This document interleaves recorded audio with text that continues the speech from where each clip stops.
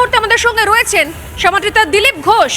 মমতা বন্দ্যোপাধ্যায় দুয়ারে ভোট আসার সঙ্গে সঙ্গে নতুন নতুন প্রকল্প ঘোষণা করেন। এবার আমরা দেখলাম যে পাড়ায় পাড়ায় নাকি একটা প্রকল্প ঘোষণা করেছেন, আমাদের পাড়া আমাদের সমাধান। তো আমার বক্তব্য হচ্ছে যে আমাদের পাড়ায় আমাদের সমাধান, কোন সমাধানটা করবে এই প্রকল্প, এবং যার জন্য বুথ প্রতি 10 লাখ করে নাকি স্যাংশন করেও দিয়েছেন মমতা বন্দ্যোপাধ্যায়। পঞ্চায়েত বিধায়ক এদের উপর তার মানুষেরও ভরসা নেই, ওনারও ভরসা নেই, ওনার জানে যে টাকা পাঠাচ্ছে খেয়ে নিচ্ছে। আমাদের যারা বিজেপির পঞ্চায়েত ইত্যাদি আছেন তাদের টাকা দেওয়া হয় না। একটা বুথে 10 লাখ টাকা দিলে একটা ফুটপাত ভালো রাস্তা হয়ে যায় পুরো গ্রাম, সেটা দেবেন না উনি। ভোট আসছে নেতাদের খাওয়ার জন্য, বৃষ্টি ফাঁসটা ভর্তি করার জন্য টাকা দেওয়া হচ্ছে।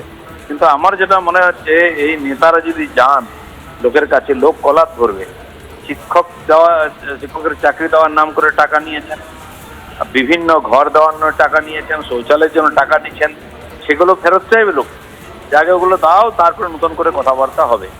কারণ কি ইলেকশন তো জিততে হবে, নতুন ফান্ডা বার করতে হবে, এটাই করেছেন নেতাদের খাওয়াবার জন্য এই সমস্ত নতুন প্রজেক্ট আর এই পকেট ভরার জন্য, নাহলে কেউ ভোটে নামবে না। মানে কাটমানির তোলাবাজির নতুন একটা প্রজেক্ট বলছেন। অনেক ধন্যবাদ দিলীপ বাবু।